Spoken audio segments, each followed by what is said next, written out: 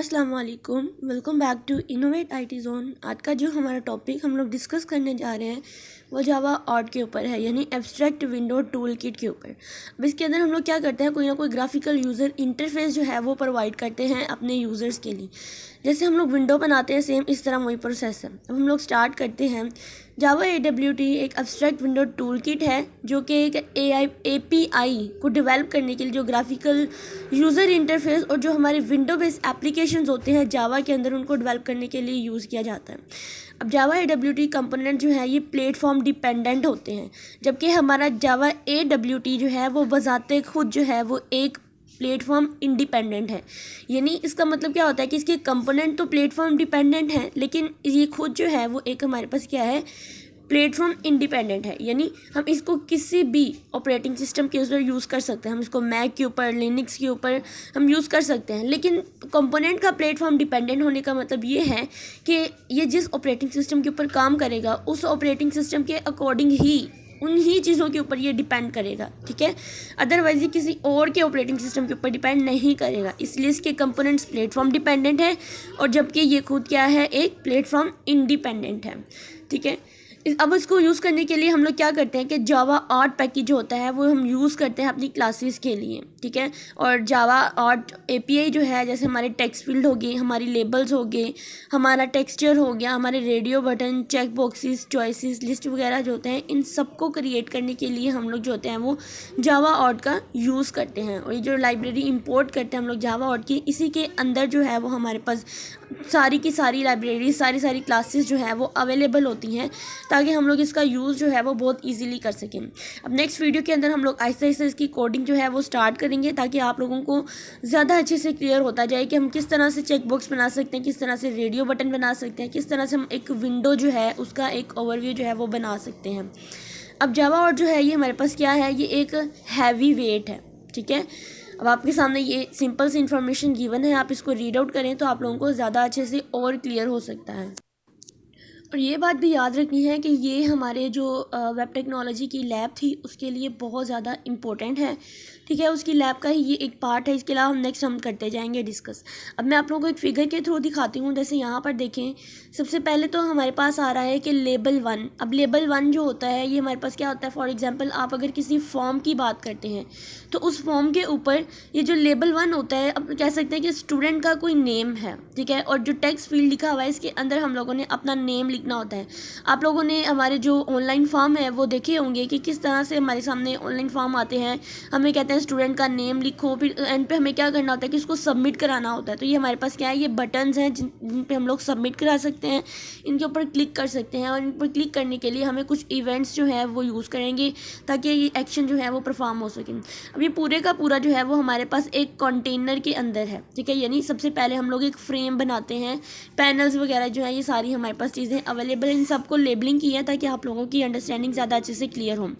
अब सिंपल एक विंडो की एग्जांपल लेते हैं। तो विंडो लगाने से पहले क्या होता है कि सबसे पहले उसका फ्रेम बनता है, ठीक है। ये भी इसी तरह ही है।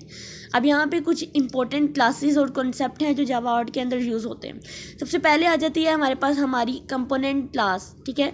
उसके बाद हमारे container class, layout manager, event handling and graphic class आ जाते हैं। अगर मैं बात करती हूँ कंपोनेंट क्लास की, तो कंपोनेंट क्लास जो है इसके अंदर हमारे जितने भी कंपोनेंट जैसे label, button, text field, text area, ये सारे के सारे हमारे कंपोनेंट क्लास के अंदर आ जाते हैं। कंटेनर क्लास की बात करें तो हमारे कंपोनेंट क्लास के जितने भी कंपोनेंट्स होते हैं उन सबको होल्ड करने के लिए हमारे पास कंटेनर होता है, ठीक है। यानी कि आप कह सकते हैं कि जैसे आपने किसी चीज़ को किसी बॉक्स के अंदर रखना है तो उस बॉक्स को हम कंटेनर कहते हैं।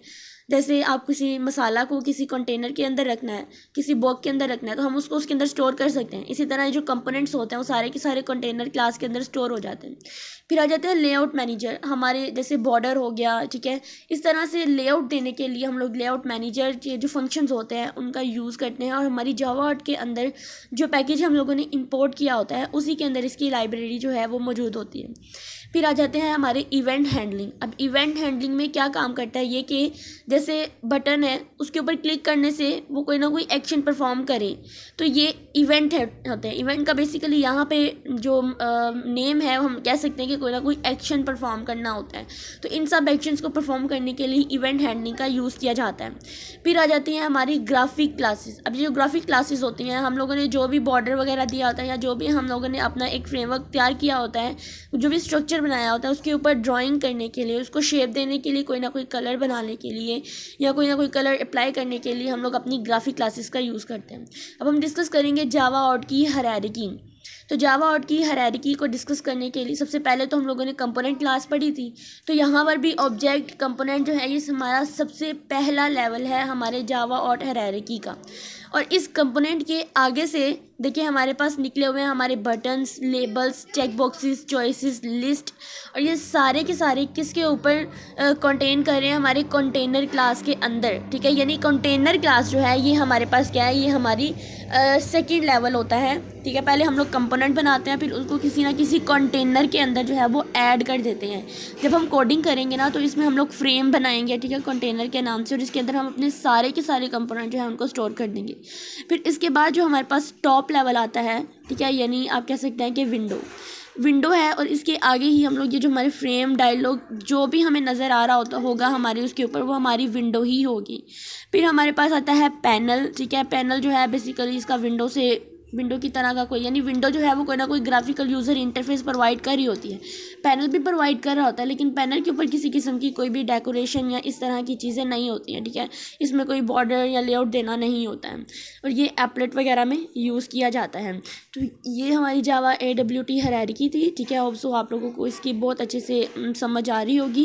अगर आप लोगों को इससे रिलेटेड कोई भी क्वेश्चन है तो आप मुझे कमेंट बॉक्स में पूछ सकते हैं, ताकि हम लोग नेक्स्ट जो अपना लेक्चर है उसके अंदर इसकी कोडिंग जो है वो स्टार्ट कर लें। ये बेसिक चीज़ें थी, और इन्हीं सब को हम लोग इसी प्लेलिस्ट के अंदर रेडी करेंगे। इस कोर्स के अंदर हम देखेंगे कि हम किस तरह से बटन क्रिएट करते हैं, किस तरह से हम लेबल बनाते हैं, किस तरह से चेक बॉक्सेस हम बनाएंगे, चॉइसेस है, लिस्ट है, यानी एक लिस्ट होती है, जैसे हम किस तरह से इन सबको जो है वो क्रिएट करेंगे, ये सारे का सारा हम लोग डिस्कस करेंगे अपने इसी प्लेलिस्ट के अंदर, इसी कोर्स के अंदर, ठीक है। आप लोगों ने विंडो देखी होगी ना, जब हम समटाइम ऐसा होता है कि हम लोग विंडो करते हैं तो हमें कोई ऐसी विंडो चाहिए होती है जिसके साथ हमारी इंटरेक्शन जो है वो ज़्यादा हो जाती है। तो हमारी जावा जो है हमें वो बेसिकली यही विंडो बनाने के लिए हमें हेल्पफुल करती है।